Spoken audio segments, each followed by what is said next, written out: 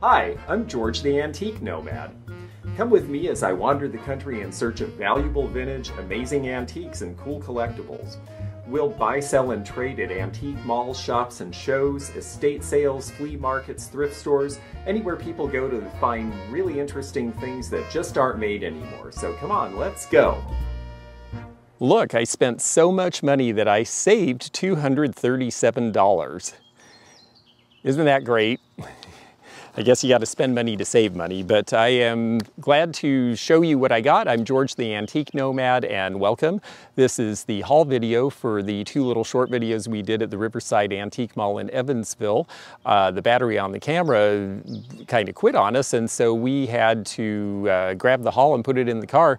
But I got some pretty cool stuff. I bought 17 items. I found a half-off booth. One nice thing about going to a place that you've been before is that when you go back 6 months, a year, 2 years later, you spot the things that have been there a while, and a lot of times they're on sale. And that's what happened today. So now here's all the stuff I got, and let's take a look. And it's a pretty good little haul for one afternoon. I did spend almost $300. We'll take it in some random order. This piece I thought was really great, $9. And this is Miller Studio. It's just a regular chalkware plaque, and it used to be, we wouldn't think to pay $9 for it, but it is pretty much flawless. It's got the hook, it's got the date, 1981. This is pretty late for Miller Studio. By 1981, this was just about to go out of style because the 80s were on and the 70s look was going away. So they didn't make this for very long, and it's a little harder to find than some. So now that mushrooms are very, very popular again, I expect that that'll sell pretty readily. This vase here is a very pretty yellow. This is late 30s or early 40s by Abingdon from Illinois, and I'm going to tell you more about them in the bonus video, so I won't talk too much about it now other than that it's very sweet. I've been noticing yellow a lot lately. It just seems like there have been a lot of pretty pieces in this color coming up, and it's springy, so I've been picking that up. Yes, this guy, oh, what did I pay for him? I paid, with the discount, they don't always list it as it actually is listed. There we go, $15 I paid for that because I think that's easily worth about $35 or $40. This little thing is silly and fun. It's a basket. It's supposed to look like a rabbit. I guess you put eggs in it. It was a decorative item. The way that it's made in here makes me think that it's probably mid-20th century. It's not wildly old, but it's not brand new either because it would be treated differently. So, and I didn't care too much because it was $2.50, and that's so cute that that was an easy choice. Oh yes.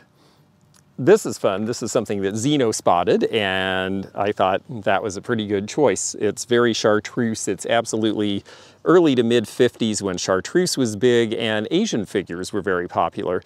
It's got a very few minor little disturbances to the color, but the shade is in perfect shape, and it's hard enough to find these that, especially because again they're very light chalkware, it's hard to find these in better condition than this, so I was willing to accept it as it was, and it works. That's the important thing. And that one was $22.50 on discount. I figure that to be a $50 to $60 piece usually. A lot of people who like TV lamps, that's kind of a starting price for a good TV lamp these days. This next bit I'm going to save for last, so I'm going to skip on to this one. This is a paint by number, and am I getting it where you get tons of sunlight, or is that okay? That's fine. Oh, good. Okay, so yes, we've got the parrot and the cockatiel, or cockatoo. I'm never good about which is which. I think this is a cockatoo. Yes, that's right, like Beretta had, I believe. And this is a 1950s paint by number in a typical frame. It's just something somebody did at home, but these are very collectible now if it's a good scene. And this has good color, it's tropical, and that makes this a good buy at, what did I pay? $11. And I figure that that's probably a $30 piece these days because paint by numbers are definitely going up in value and interest. Italian pot. This was another one of, I can't believe I'm getting this for a thrift store price in an antique mall. This was $2.50. It's in perfect condition. It's hand painted. It's got the Made in Italy mark. It's just a production piece from the 1970s, but again, great happy yellow color. It's hand painted, and the fact that they have not caught on apparently that these items are of interest to people now is great for me, because the other piece I got that's Italian is this one, this pitcher, and this one is also hand painted. I paid a little more for it. I paid a whopping $9 for this one, or maybe it was 10. Yes, it was 10. I paid $10 for this one. I think the bird's really great. Oh, it's got the $20 tag on it, which we will remove later. And so there we go. It's just a neat design. It's something, again, it's going to go in farmhouse, and that's a big thing right now. So that seemed like a really easy buy too. So again, if you go to antique malls, one nice thing about going back to the place that I'd been before is that you see stuff that maybe has been there a while and they're just ready to let go, and that's exactly what happened today. And someone else who had it there for years at one price, well, I can clean it up, take it to someone new who hasn't seen it, and it will find its customer. And that's why I'm having a sale at my storehouse soon, because I have stuff that someone else should find a customer for. Okay, glass and brass figure. This is really cool. This is a true antique.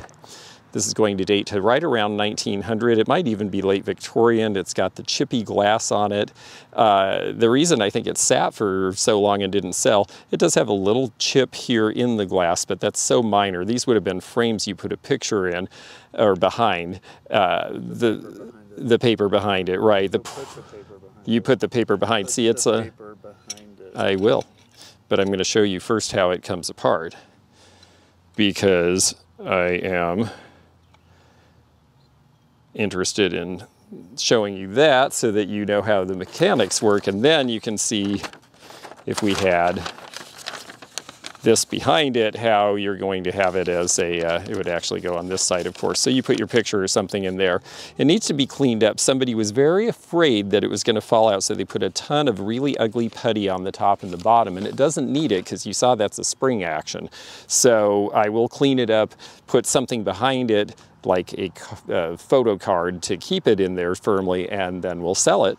I only paid $22.50 because it wasn't presented properly. I think it's about a $65 piece, so I'm pretty happy with that one. I liked these because I do buy Wedgwood when I see it. I usually don't pick up a lot of these little trays unless they're just dirt cheap or a very interesting interior, but this one had the cigarette lighter with it, and these are popular because people who like cigarette lighters will buy them. And it doesn't have any fluid, but the flint works and it's all there. And that was $9 for the set. And the lighters usually go for about $25 on their own, and then the little trays might add another $5 or $10 to that. So that turned out to be a pretty good little buy. Okay, on the list next here, yeah, these are really sweet. Little Scotty bookends. They're done on, this is brass, the base is just some sort of a pot metal. They're definitely 1930s when the Scotty craze was so big, but... They don't look like Scotties to me. Do they not look like Scotties to you? They're little, well, they're bronze. Seem a little off. Well, maybe they're dwarf Scotties because they're very small. Anyhow, they're sitting on these little bookends. I think they're cool. The people who collect terriers of all sorts and 1930s stuff will like it because it's got that deco look, and I'm a big bookend fan. I think those are worth about $45, and I paid a little less than half of that because I thought they were sweet, and because I just sold a pair of Scotty bookends for $65. So I was in the market for another one. I've got, oh, this behind me. This is interesting, and I am going to have to do a little research, if it's possible even to do research on this, but this is one of these 1980s faux marble plaques, or faux sandstone, I guess. And Egyptian. Egyptological. This is 5 years after King Tut made his final appearance in the United States on tour, and, well, his big appearance. I think some of his relics have come since. But it's got an interesting 1984 dated mark there. I don't know this company. I haven't seen this before. I've seen pieces like this before, but this is the first time I've seen one with a copyright date and a label on it. So we're going to do a little research and report back to you about this. He's naked. Whoops. Yeah, that's his big. Well, you know, it was a different time. Circumcised. Oh dear. Let's go on to something cute. These are, well, maybe not to you, but to me. Yes, these are little kitty cats, and this is tin lithography. These are child's pieces. Originally, this would have been part of a larger set, but I thought the tray alone was really darling. And then this is the cat chasing the mouse. Actually, she looks like she'd really like them to go back in the crate. There's the cat chasing the mouse. Yep, turn it. Okay. And then, yes, mom cat wishes they would go back in the crate and leave her alone. Be sold. Well, I don't think they sold cats back then. I mean, maybe there was the beginning of breeds around the Victorian era, but for the most part, cats were free. I think we have next the ship picture. Yes, this is fun. This is a silhouette. It's 1930s. I paid $4 for it, and again, a thrift store price. And the reason I went ahead and did it is because it will be very easy to carefully bend back these, take this chalk frame off, and I'm going to repaint it, which I know usually we talk about the cardinal sin, but the condition is just, it's not damaged, but it's just chippy enough that it won't sell. No one's ever gonna buy it looking like this. Surprise me. If you want it, send me an email and I'll sell it to you the way it is. But the truth is, I think this is gonna need to be taken out and painted an even color, and then it should sell. And I'll sell it at a repainted price of probably $15, but that's pretty good on a $4 buy, and it's just worth saving.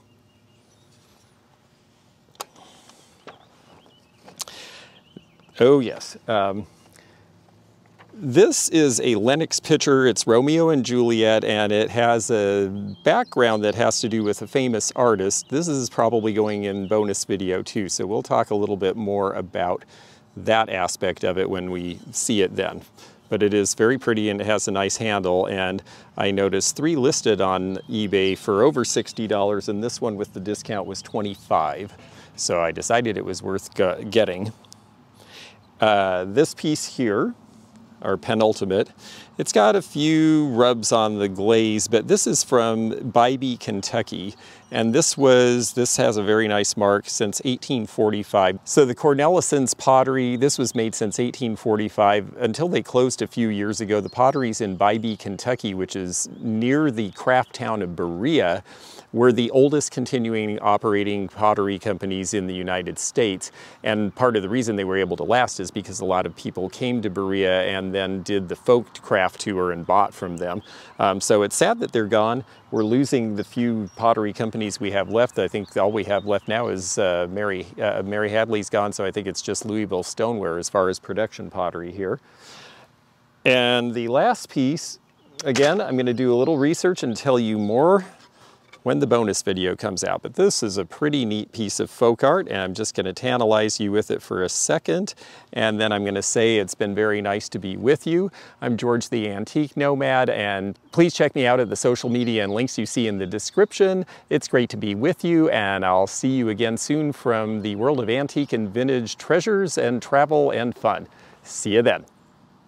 Thanks for joining me again in the fun and fascinating antique community, here where online meets the real world.